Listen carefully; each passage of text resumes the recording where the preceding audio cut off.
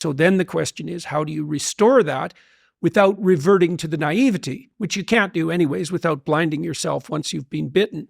And the answer to that is you substitute courage for naivety, and you regain your optimism as a moral imperative, right? So one of the things you might ask yourself is, well, if the future is likely to be catastrophic in a variety of different ways, which is definitely the case, both socially and personally, then what attitude should you bring to bear on that? And the answer might be, well, if you were courageous and faithful, and I can explain what that means, then you would conduct yourself in a manner that met the future head on, with the presumption that you can manage it.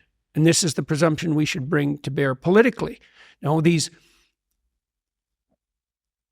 people who are using fear to garner power point to the various apocalypses that might befall us. And it's difficult to counter them because the future is always an apocalyptic horizon. Like everything can fall apart and has before and might well again and will, in fact, in your life as you age and die. And so it's very easy to conjure up an apocalypse.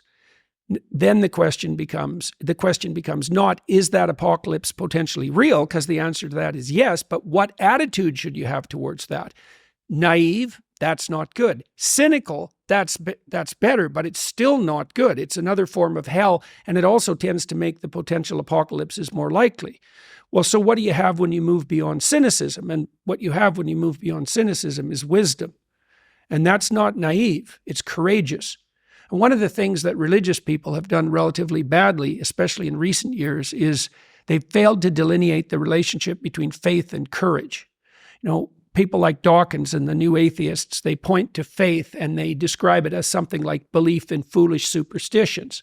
But that isn't really what faith in the deepest sense means. It means that you are willing to act out the proposition that you can ride the wave no matter how big it becomes, and that we can all do that together, especially if we do that in goodwill. And I think that's a much more appropriate way to confront the future, and it's also the proper medication for cynicism.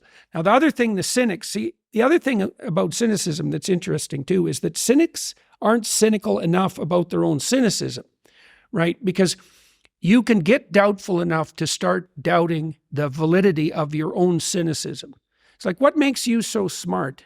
What makes you the judge of being?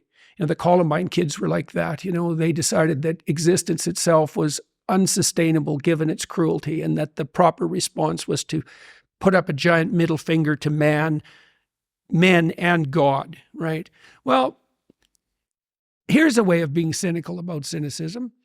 How does your cynicism let you off the hook, right? How does your cynicism justify your desire to avoid necessary responsibility and to pursue your own short-term hedonic gains? It's like, why aren't you cynical about your own doubt? And that's another place where wisdom begins. It's like that. So that's two, right?